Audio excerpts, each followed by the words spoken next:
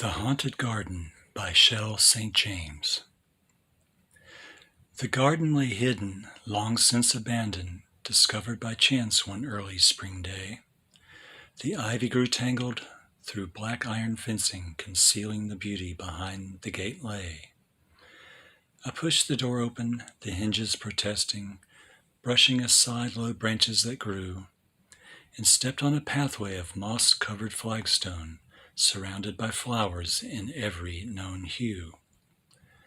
I followed the footpath through overgrown roses, their vines reaching out to grab at my arms, till I came to a fountain in the midst of the garden, a bench set nearby to admire its charms.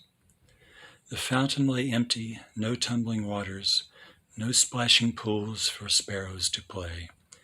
The basins lay barren, save for the glimmer of pennies for wishing from a long-ago day.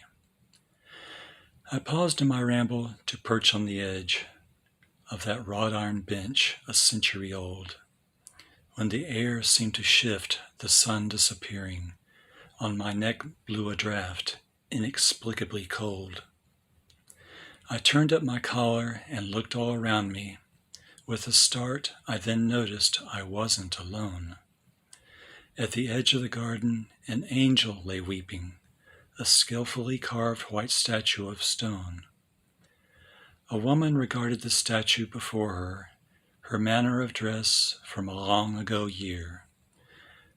I began to approach her to call out a greeting, but paused when I noticed she dashed at a tear.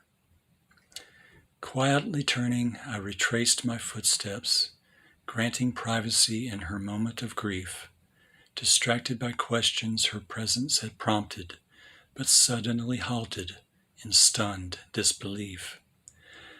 The fountain spilled over, its basins were brimming.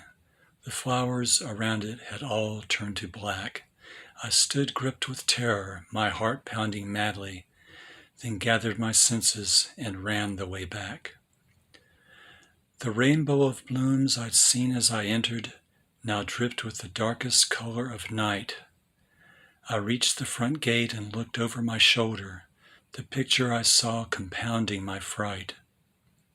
The lady sat weeping, regarding the fountain, its waters poured forth an evil blood red.